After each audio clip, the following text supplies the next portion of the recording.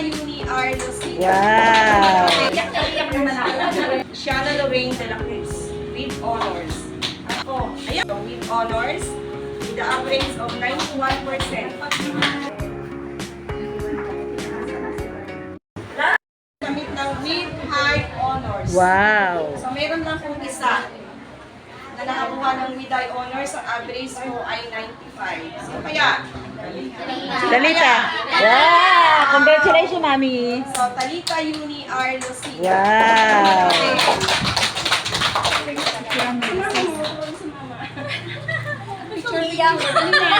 Para sinama, umiiyak ka, naiiyak. Wala iyakan na. Walang iyakan. Iyak naman ako. Ito na ay ano na, depende sa alphabetical arrange po ito. So, Shiana Lorraine de la Cruz with honors. Ang average po niya ay 90%. Malapit-lapit na Lorraine. Malapit-lapit na. Pagbutiin sa second quarter. So, with honors, with the average of 91%. Miss, pakuha naman. Video. Video mo rin ako titira dahil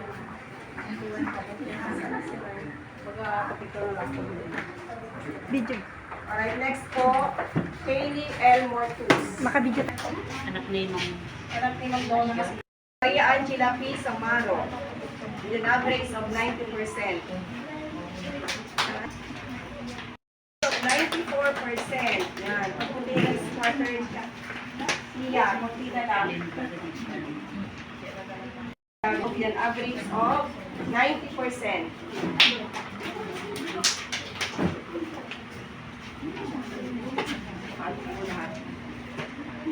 Sebastian with honors. With an average of 93%. Quarters pa.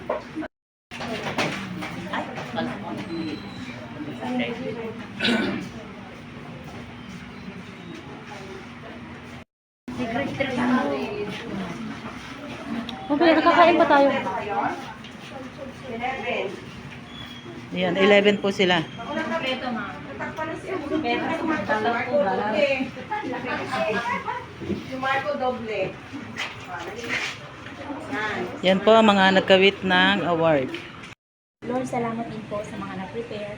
Kayo na po ang bahala sa mga naghanda nito. Salamat po at tinakasama ko sa iyo, Panginoon. Amen. Thank you, Lord. Wow. Ay, ate, kain muna tayo. Wow. This is our food.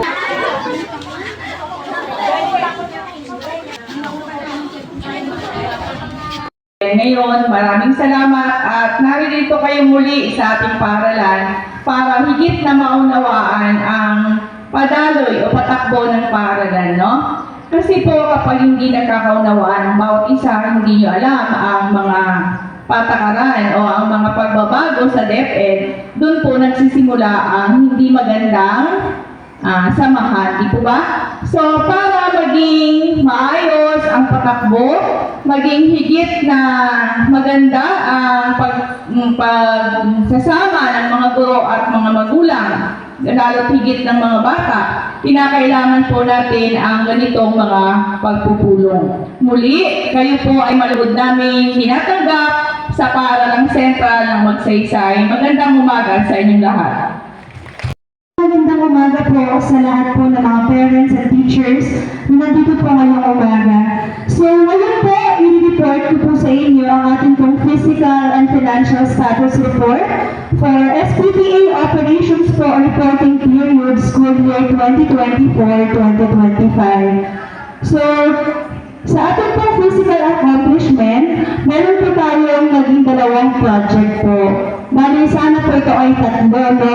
Meron po tayong 4 pieces na 100 watt solar floodlights.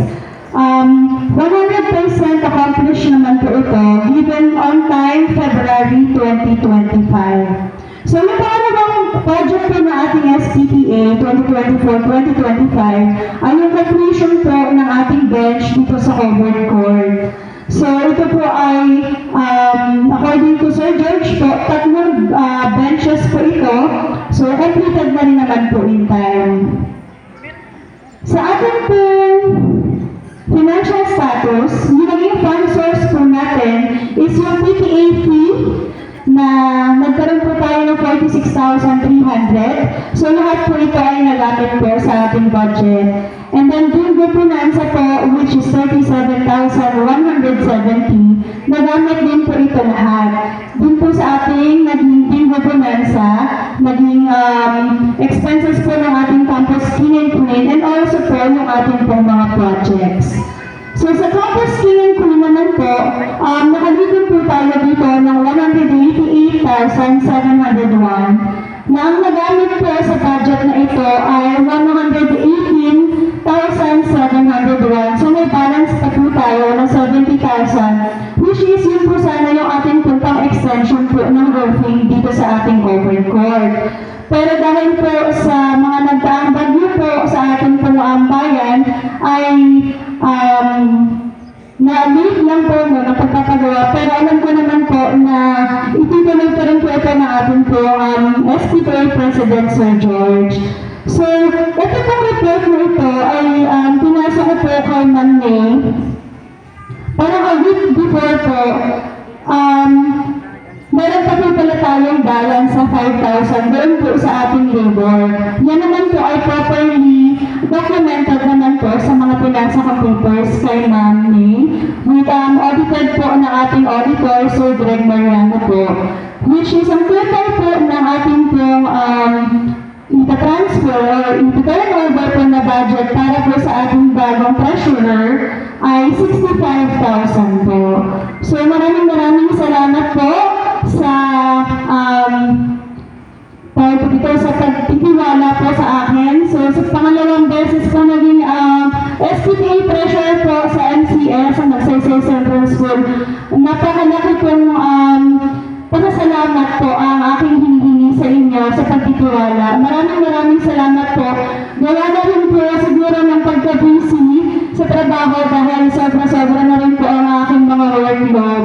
Ay ibibigay naman po natin sa iba po yung trabaho na alam naman po natin na nagagawa naman po nila ng tama. So yun lamang po at maraming salamat. And special po Ito po yung request ko kay Ante, kay Mayor, at saka kay admin, kay MRD. ang pamagalit na yung takay ko, muli po ako. SPPA fund sa ating pong bagong treasurer.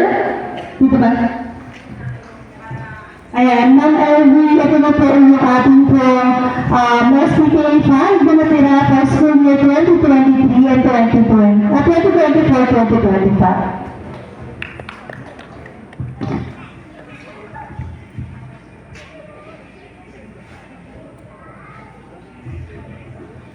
Maraming salamat po.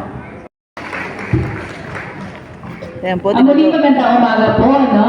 Sabi nga, vote of thanks para doon sa ating mga outgoing SPTA officers at sa lahat po ng mga magulang na talagang tumulong at sumuporta sa school year. Siyempre, sa pamumuno po yan ng ating SPTA Chairperson George Sibilio, no? So, maraming salamat po. Sana Ating aral program o ang Academic Recovery and Accessible Learning Program. So bakit po ito ginawa o ipinatupad ng ating departamento? So nakita po sa pag-aaral ng iba't ibang paaralan na ipinasa po ng ating mga punong guro o namumuno sa bawat paaralan na marami po ang mga bata na kabilang sa prostration o ang mga tinatawag na pupils with reading difficulties. O sa madaling salita po, mga batang may hina pang bumasa.